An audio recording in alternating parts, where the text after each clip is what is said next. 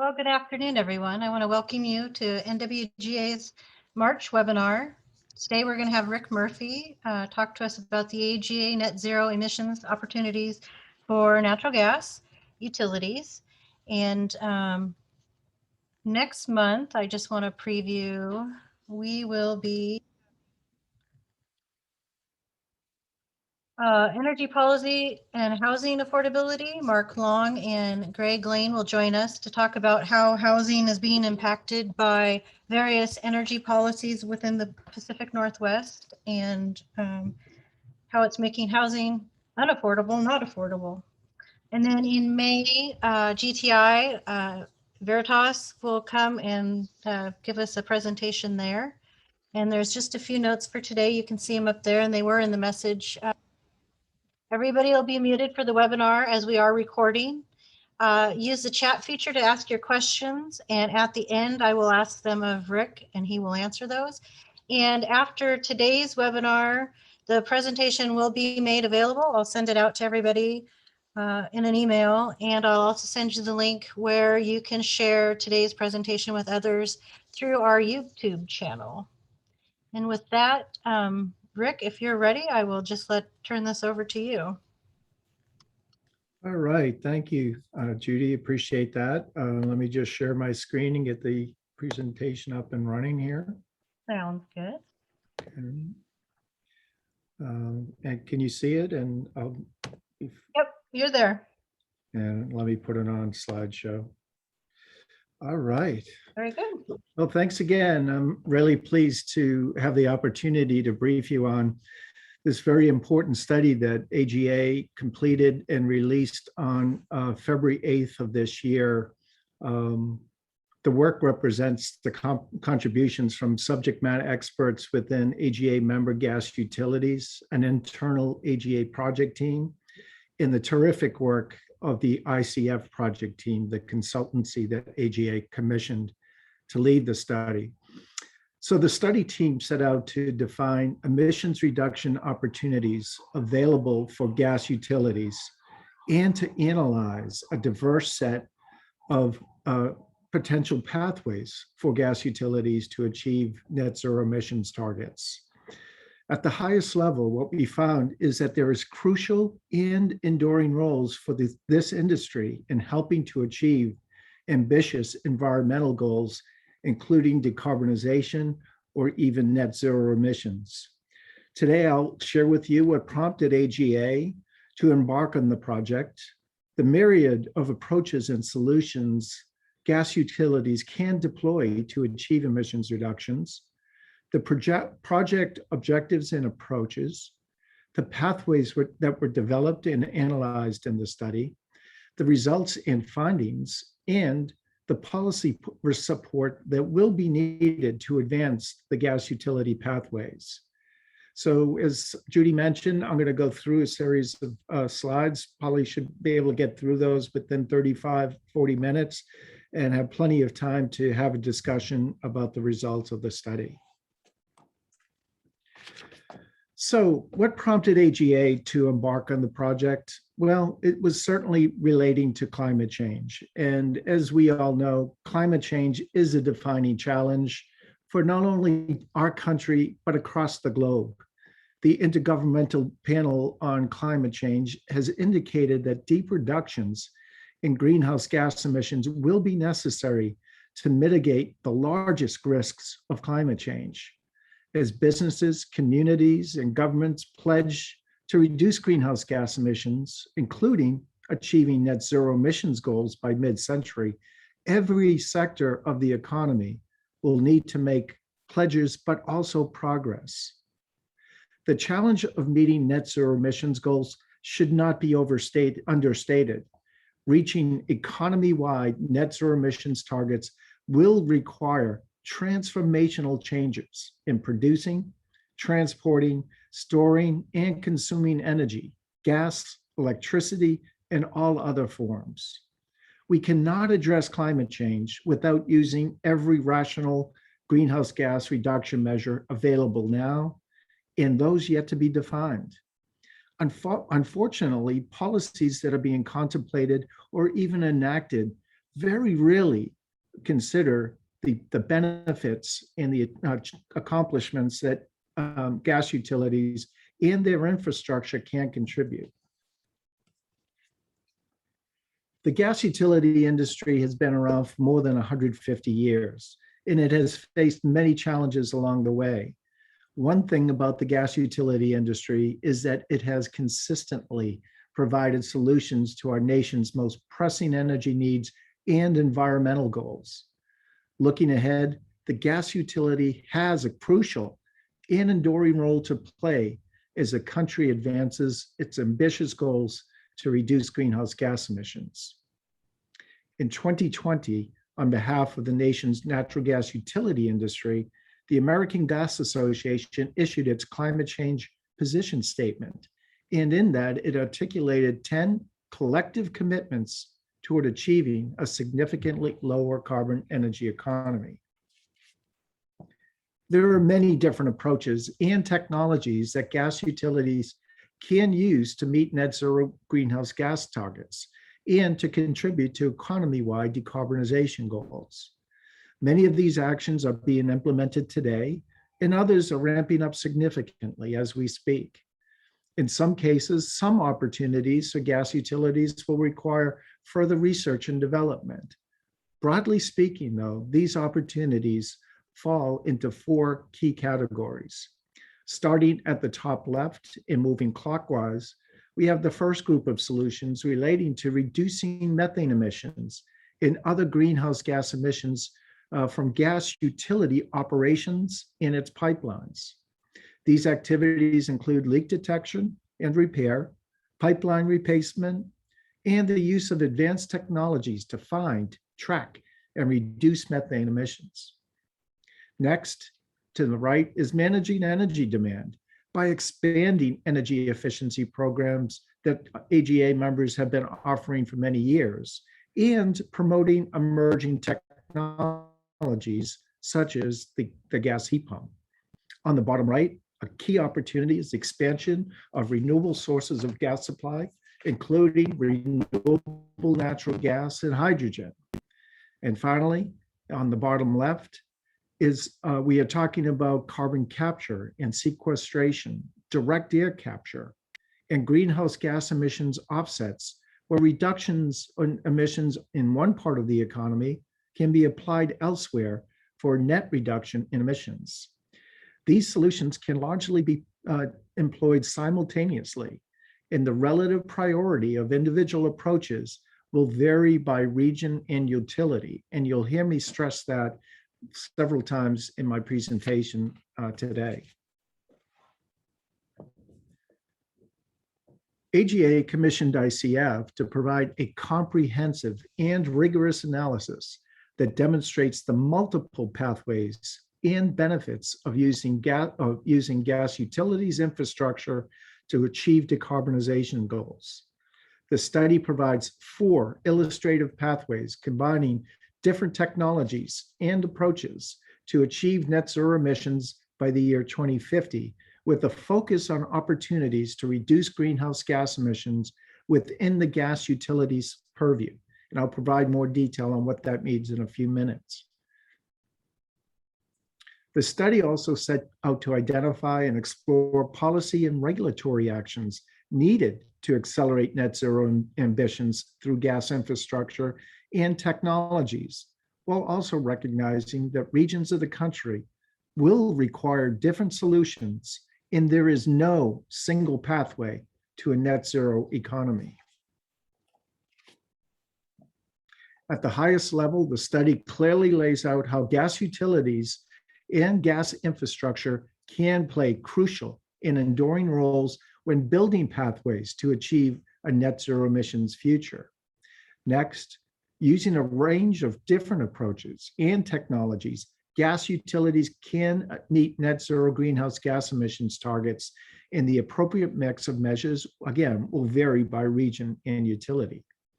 Next, the ability of the gas infrastructure to store and transport large amounts of energy to meet seasonal and peak day energy use represents an important and valuable resource that needs to be considered when building pathways to achieve net zero greenhouse gas emissions goals. And continued utilization of gas infrastructure can increase the likelihood of successfully reaching net zero emissions targets while minimizing customer impacts. And finally, an integrated approach to decarbonization that leverages the advantages of the gas distribution system is likely to support a more effective, reliable, and resilient transition to a net zero energy system. A key message from the study is that decarbonization planning, including the evaluation of gas decarbonization strategies, must include a regional and local assessment and evaluated by their ability to support tenets aligned with safety, affordability, reliability, resilience, and feasibility criteria.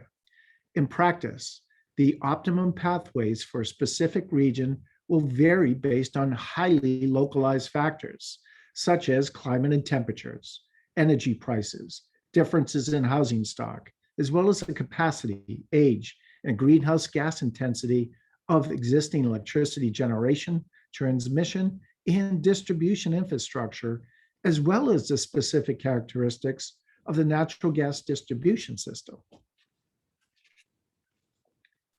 I referenced earlier that the study focused on opportunities to reduce greenhouse gas emissions within the gas utilities purview. That means that the analysis in this study examined the greenhouse gas emissions associated with utility operations, gas production and transportation emissions, and utility customer emissions created by the direct use of natural gas for customers served by the gas utility in the residential, commercial, industrial, and transportation sectors. Electric power generation customers served by gas utilities were not included in the analysis.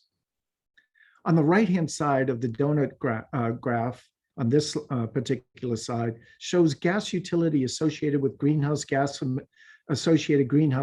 emissions account for approximately 13% of total US greenhouse gas emissions. And for further context, the full donut of 6.6 billion metric tons represents about 11% of total greenhouse gas emissions reduction. Total global greenhouse gases. Therefore, the gas utility associated emissions account for about 1.5% of global greenhouse gas emissions. As you can see, customer emissions comprise the largest share of those emissions, and therefore the AGA Net Zero study focuses heavily on those gas utility opportunities to address the greenhouse gas emissions associated with customer energy use, and I'll also be focusing on those opportunities in this briefing. The 4 illustrative pathways developed in the study combine different technologies and approaches to achieve net zero emissions by 2050. This slide gives a brief overview of the various gas customer decarbonization pathways that showcase different technologies and approaches that are ramped up or ramped down depending upon where we want each of those pathways to focus on, to reduce emissions, again, associated with gas utility customers in those sectors I mentioned earlier. This is important now. The study does not attempt to establish an optimized pathway.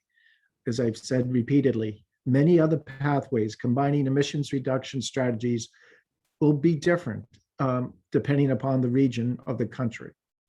Let me just take a few minutes to quickly go through each of the 4 pathways that were developed. So again, starting in the upper left section of the slide is the gas efficiency pathway, which is designed to help maintain customer fuel choice by leveraging existing infrastructure, demand-side management programs, and regulatory structures. It drives emissions reductions primarily through the significant expansion of gas utility energy efficiency programs. It also includes a significant ramp up and promotion of gas heat pump technologies, building shell retrofits, more stringent fuel-neutral building energy codes, and the considerable volumes of renewable and other low-carbon gases. Moving to the right, the hybrid gas and electric pathway focuses on coordinating gas and electric infrastructure planning and optimization through widespread adoption of hybrid gas electric integrated heating systems, in conjunction with the large push for more energy efficiency. This scenario points out that greater coordination across the gas and electric system and hybrid gas electric heating systems will require new regulatory structures, but may also offer the potential to achieve a more optimized energy system. Moving down to the bottom left, the mixed technology pathway represents an all of the above scenario with fuel neutral policy where customers choose from a range of applications. And then rather than focusing primarily on a single technology or single energy system, this pathway illustrates a wide range of technologies to reach emissions reduction targets, such as adoption of gas heat pumps again, of ramp up in energy efficiency programs, incorporating hybrid heating technologies, and even some electric applications. And finally, moving to the bottom right, we have our renewable and low carbon gas pathway, which prioritizes the carbonization of the energy supply in order to limit the need for customers to make major changes in energy equipment and infrastructure in their homes and buildings. It relies heavily on existing and emerging renewable and low carbon fuels and less on aggressive retrofits of building stock. This pathway still includes significant levels of gas energy efficiency improvements. And this isn't intended to provide the full list of measures and how they are incorporated. For example, carbon capture in the industrial sector is also an important component of some of the pathways. So as is the case with most studies of this nature, all of the pathways studied in this analysis are built off a range of key assumptions, and most of which are from the U.S. Energy Information Administration's 2020 Annual Energy Outlook reference case forecast. In addition, the analysis was completed under the assumption that net zero requirements would be economy-wide. Therefore, even in sectors like power generation and transportation not explicitly analyzed in the study, how they would contribute to net zero greenhouse gas emissions by 2050 is considered. And it's also considered that decarbonizing those sectors will have implications on the costs and opportunities on the sectors we analyzed in the study. While the study focused on the end-use sectors served by gas utilities, the analysis did not include pathways for buildings that currently rely on propane or fuel oil for space and/or water heating beyond what is already considered in the AO reference case. Parts of the analysis were conducted at the national level, while other aspects, such as residential and commercial sectors, were modeled separately in the four main census regions in the country before the results were rolled up to the national level. Finally, and importantly, the analysis does not explicitly examine costs. The study emphasizes that any viable pathway will require transformational changes and are likely to affect consumer costs and the economy. It also points out that those costs and impacts will depend on, again, highly localized considerations like available technologies, the composition of gas and electricity networks, climate and temperature, the types of homes or businesses using energy, and consumers' willingness and ability to make changes or shoulder additional costs. It is critical to study all of these costs, impacts, and customer preferences for a specific region and customer type. And that was one of the reasons why we weren't able to do an extensive cost analysis, not only with these pathways, but other decarbonization pathways that need to be evaluated against these pathways, for instance, full electrification.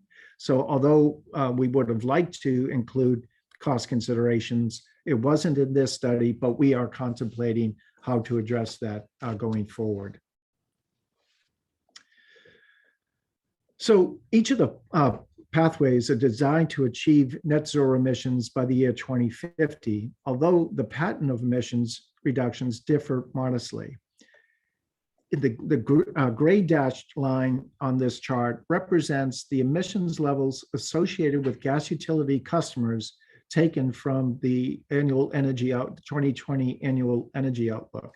So you can see that AEO, or the Energy Information Administration, is projecting those gas utility customer emissions to increase from about 680 million metric tons in the year 2050 to approximately 750 million metric tons out to the year 2050. So a sizable increase in the amount of gas demand and in turn gas emissions.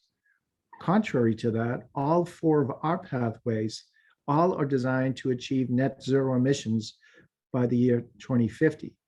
All four of the pathways follow a relatively similar timeline and trajectory.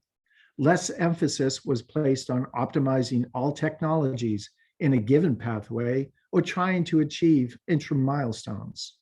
More emphasis was placed on developing pathways showcasing a diversity of scenarios for meeting 2050 targets. The analysis did not make specific policy assumptions or conduct an optimization exercise that drives adoption of net zero emissions technologies. A key finding in our analysis in the study is that the number of natural gas customers grow in all of the four pathways. In other words, we don't have to make a decision between adding new customers and helping them achieve ambitious environmental goals. Moving to the demand reduction side of the analysis, we can see that improvements in energy efficiency are, and as you all know, are typically the lowest cost approach for reducing emissions and can have a significant impact while also offering a range of benefits to customers, as you all know, from reduced bills to increased comfort. So now moving into the moving from the emissions analysis to the demand analysis, the AOE reference case shows a significant growth in natural gas to from 2020 to 2050, as I referenced in the earlier slide. However, the four pathways all result in significant reductions in gas demand relative to the business as usual case, anywhere from 6 to 39% of comparing 2050 to 2020 levels. Again, these pathways assume that gas customer growth levels are the same as referenced in the AEO reference case. And that is approximately 24% growth in residential customers and 33% growth in commercial customers over that 30-year period. Moving to the supply side of the analysis, all pathways include a significant increase in the amount of low carbon gases like RNG and hydrogen. A key component of the RNG analysis based on a 2019 renewable natural gas supply potential study, the American Gas Foundation, the resource availability for different RNG. Rick, you're kind of cutting out there a little bit.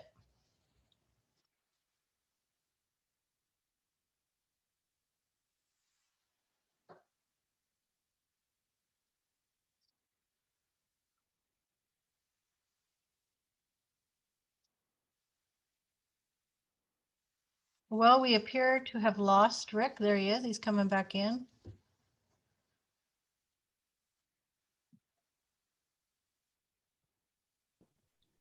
sorry, I'm not sure what happened there. Is the presentation still showing, or do I No. need to? Reshare. All right, bear with me for a minute. I'm not sure what happened there.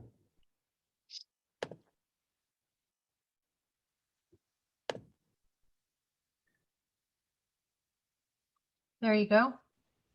Okay. Where did I lose you, Judy? Was it on this slide? One slide back, maybe? Okay. The This one? demand reductions? Yeah. Okay, not sure where it was, but I'll just quickly talk about what we're showing on this particular slide. So this is provides the results of the demand, the pathway demand, the pathways reduction in gas demand for each of the four pathways that you can see in the colored lines. The gray dotted line is, again, the AOE reference case that shows a sizable increase in gas demand across those four sectors up to the year 2050, but a sizable reduction in demand for each of the four pathways that were developed in the study, anywhere from a 6% reduction to a 39% reduction in 2050 demand compared to 2020 demand. An even more sizable reduction when you look at the 2050 projected demand that AOE had referenced. So I think I'll just move on to the next slide, which is moving to the supply side of the analysis. All pathways include a significant increase in the amount of low carbon gases like RNG and hydrogen. A key component of the RNG analysis in the study was based on a 2019 renewable natural gas supply potential study ICF conducted for the American Gas Foundation. It looked out to the year 2040 and analyzed data on the resource availability for different RNG feedstock options. The study developed a technical potential case that assumed unlimited access to all RNG feedstocks, a low case assuming limited access to RNG feedstocks, and a high case that assumed moderate access to RNG feedstocks. The study assessed RNG potential just out to the year 2040. So a lot has changed even since just 2019. Policy discussions today are focused on deeper reductions. RNG markets have progressed rapidly. For example, in the year 2020 alone, the amount of RNG operational facilities increased by 33%, again, just in the year 2020. A lot of that was attributable to the incentives that are available for RNG in the transportation market, and particularly in the state of California, as you all may well know. However, the RNG resource potential in this study was built off the same 2040 technical potential in the 2019 AGA study, but assumed that a larger portion of the technical potential could be captured by the year 2050, based upon what we have seen just in the last 3 years, as far as technology improvements, access to RNG feedstocks, and other factors. Plus, also looking out now to the year 2050 and being able to assume a slight increase in the amount of the technical potential that we could access. To put that into perspective, that high case that I mentioned earlier in the 2019 study, which took a moderate approach to access of RNG feedstocks, that high case represented volumes about equivalent to about 28% of the overall technical potential in that study. In this study, and projecting out to the year 2050, our study, the Net Zero study, is assuming that we can capture up to approximately 48% of that technical potential. Still somewhat conservative, but less conservative than what we did in the 2019 study. Now I'd like to illustrate for you exactly how the customer emissions pathways come together to chip away at the emissions to ultimately get to net zero by 2050. This exhibit or this slide focuses on that first pathway that I described, the gas efficiency focus pathway. And this exhibit shows how emissions reductions from the different measures build over time toward the 2050 goal. So you can see the percentage of emissions reductions on the right-hand side associated with demand reductions. I believe it's about 33%. And then moving down, the amount of emissions reductions associated in that pathway with low carbon gas resources, approximately 58% of that emission reduction coming from the supply side, and about 9% coming from offsets and negative emissions technologies. The mix of low carbon gas resources used to decarbonize the 2050 gas demand could be varied or optimized in different ways, but the pathway is presented with a mix of RNG, what we call methanated hydrogen, and hydrogen blended into the pipeline system. This is a similar slide. It shows all four pathways and the contributions by those three major sources: demand reductions, increases in low carbon gas resources, and the use of offsets or negative carbon technologies. Just gives you a glimpse of across all four pathways how net zero is accomplished. A key takeaway also from our work is that any comprehensive decarbonization scenario analysis must consider that the peak space heating load currently served by natural gas is significantly larger than the peak load served by the electric system in most regions. In other words, the ability of the gas infrastructure to store and transport large amount of energy to meet seasonal and peak day energy use represents an important and valuable resource when building pathways to achieve net zero greenhouse gas emissions goals.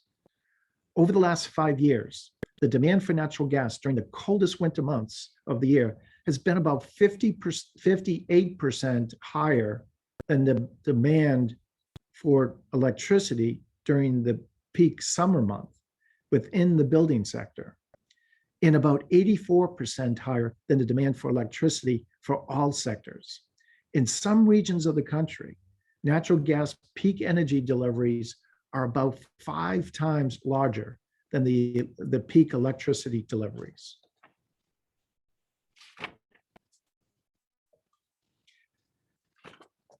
The current natural gas and electric systems have evolved together to meet customer energy needs with a high degree of reliability at relatively low cost by effectively leveraging the relative benefits of both energy systems.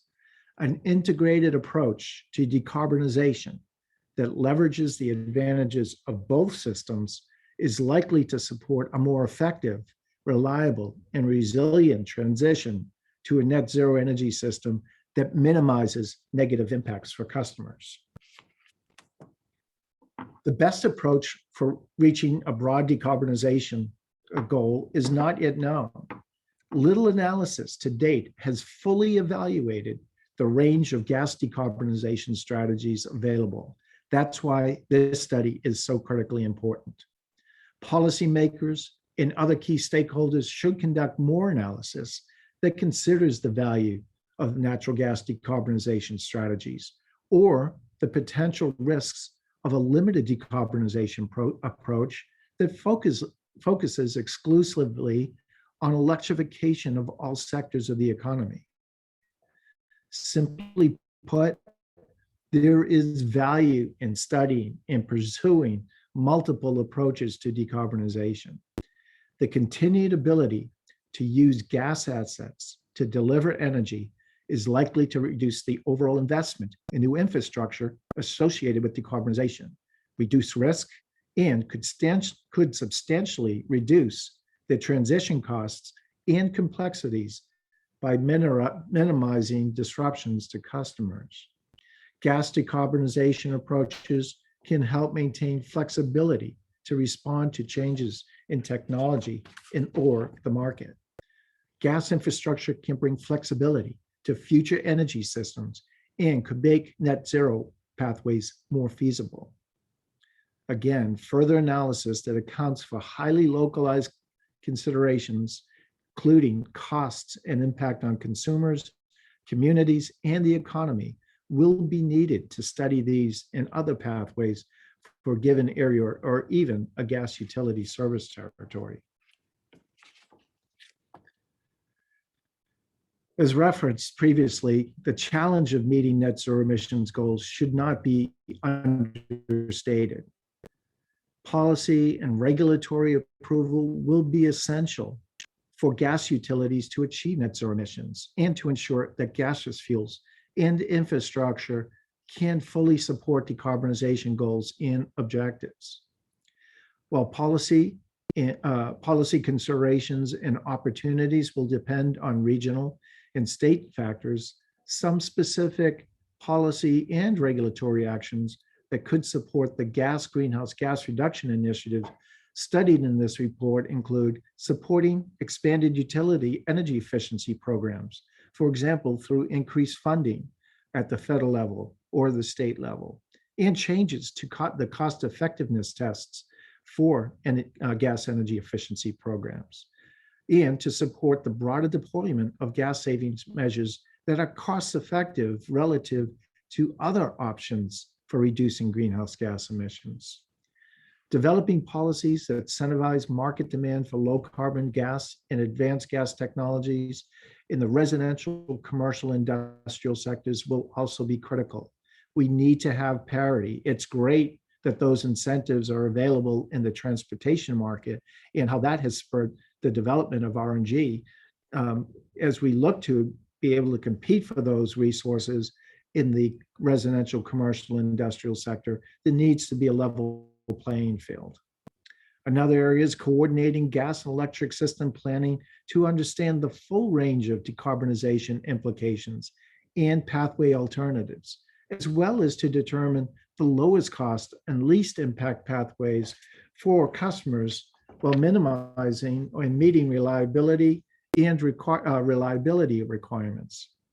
Considering updates to utility rate mechanisms and cost recovery processes to ensure all parties are incented to support greenhouse gas emissions reductions.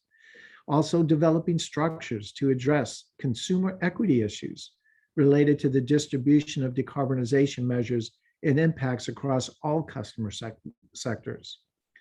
Considering methods to compensate gas customers for cost savings they achieve for the electric system through services such as energy storage, load flexibility, peak shaving that are provided by the gas system and benefit the electric system.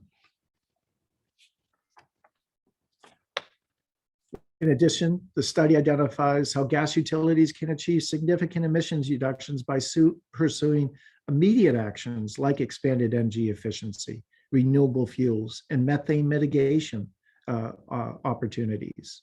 Also, large amounts of renewable and low carbon electricity and gases and negative emissions technologies will be required to meet economy-wide 2050 net zero targets.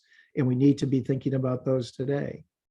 And with increased R&D and coordination with the electric sector, there are greater opportunities to unlock more decarbonization measures that leverage both the gas and electric systems. And finally, supportive policy and regulatory approval will be essential to support and achieve net zero emissions targets. There are also additional community and customer benefits that are shown on this slide that were not within the scope of this particular study. And finally, my last slide, AGA in the natural gas utility industry will enable net zero solutions through activities and initiatives in 7 key areas. First is to improve energy efficiency in the residential, commercial, industrial, and transportation sectors, a long-standing and low-cost cornerstone strategy in reducing greenhouse gas emissions. Secondly, pursue methane reductions through new mitigation technologies, incentives, and performance-based regulation to facilitate reductions from gas utility operations and upstream fuel production, processing, and transportation. Next, scaling up and deploying advanced gas appliances, equipment, distributed generation, and other technologies that reduce energy intensity. Next is promoting development and use of renewable natural gas from diversified feedstocks and sources, including hydrogen and other advanced clean fuels. Recognize and incent the ability of the gas system to provide substantial energy resilience and renewable energy seasonal storage and delivery through power to gas. Also, scaling up and deploying technologies and strategies to directly reduce greenhouse gas emissions or extract and sequester CO2 from the atmosphere. Reducing the costs and uncertainties of these technologies can enable economy-wide emissions reduction pathways to reach net zero. Also, by providing flexibility to customers and governments in pursuit of emissions reduction and climate goals. Also, enhancing and accelerating investments to upgrade, replace, and expand infrastructure to enhance safety, reliability, physical and cyber resilience, and affordability while driving down emissions and delivering even more low carbon gas supply solutions over time. And finally, continued commitment to help to build a diverse and inclusive workforce and help them gain the skills and education required to operate and manage the energy infrastructure of the 21st century. With that, Judy, I'll turn things back over to you and see if there are any questions that have come in through the chat. Yes, we do have some questions. Can you expand on the hybrid gas electric integrated heating system to reach lower GHG emissions? And the second part is, how can utilities describe the benefits compared to electric heating? Sure. So what we're referring to in that hybrid systems is in situations in the existing structures, homes and buildings, if the cooling system is reaching the end of its useful life and needs to be replaced, to consider, rather than replacing that with a traditional central air conditioning system, to install a electric heat pump to provide the cooling requirements and also to provide base level heat for the home or building in the shoulder months, and to be able to retain the gas furnace in the home or business to provide heating during those periods of time during the year that it would impact the electric system's ability to serve that load. Could be based upon the emissions characteristics of the electric grid, and if utilizing the gas furnace can actually produce less emissions than utilizing even electric heat pump. So it's an integrated system that is able to identify and optimize the use of either the electric heat pump for heating or the gas furnace. So you actually have the opportunity to utilize both technologies. So that is what, at a high level, what we're talking about with that hybrid system.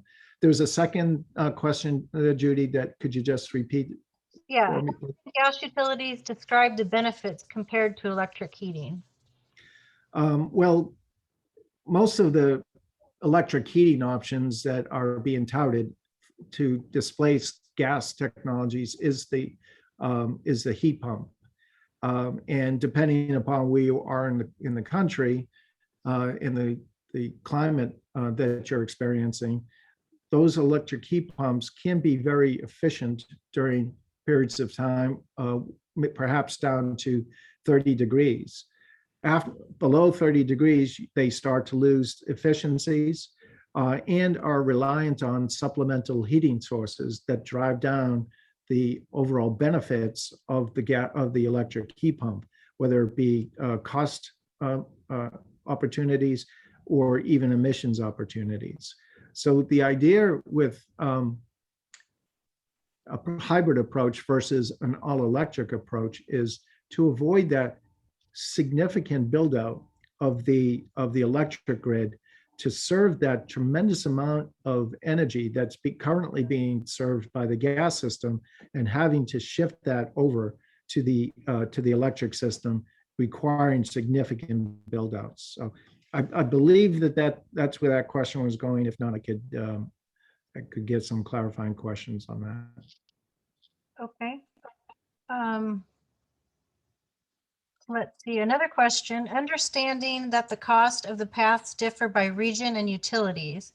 For the Pacific Northwest, which one or two paths appear to be the most attractive, given what we know today about the technologies today and the options for the region? Well, again, these pathways were not designed to be prescriptive for any one region of the country.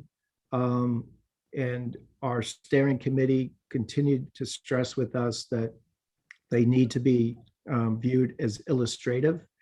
And I'll just go back to a lot of what I was saying earlier, is that these pathways, gas utility pathways, will likely differ depending upon highly localized considerations. So even a pathway for a gas utility in the same region may differ by utility depending upon the makeup and the objectives and the market conditions. So I hesitate to say if any of the four pathways would be the most conducive or the most optimal for the Northwest region of the country. I think it will actually be determined by the individual utility as to what best meets their market conditions. Sorry to not give a direct answer to that, but it was something that the steering committee wanted to really stress, that these pathways should not be viewed as being optimal or the only pathways. There could be a large number of other pathways that could be developed. Okay. Does anybody else have questions? Give you a couple minutes here to type them in, or you may feel free to unmute yourself and ask your question if you'd like.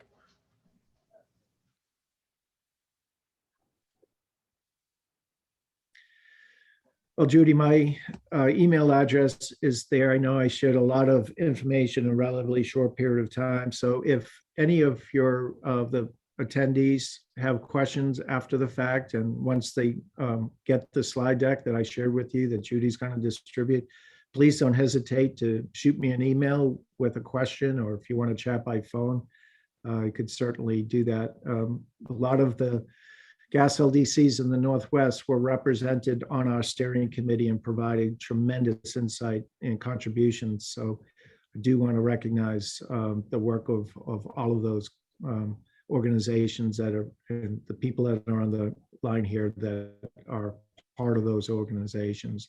We couldn't have done this without their support and insight. Okay. I have a question, but I think I know the answer to it. ICF study available for download on the AGA website. And I believe I have the link, and I can include it in the message that'll come out with Rick's presentation. Yeah, and that link will bring you to a landing page for the study. And there's other information in addition to the full report. There are other documents that are on that landing page, and we're going to continue to add more documents. We're working on 10 one-pagers for more detailed descriptions on some of those solutions that we talked about in one of the slides. So that's going to be a living landing page that we're going to continuously add more content to. Oh, that's great. Good to know. All right, well, seeing no other questions, I will thank you for your time today, Rick, and your presentation. And thank you to our guest for attending today's webinar. Look for an email shortly that will contain the presentation, a link to that landing page, and a link to the YouTube video for this if you'd like to share it. Thank you, and everybody have a great afternoon.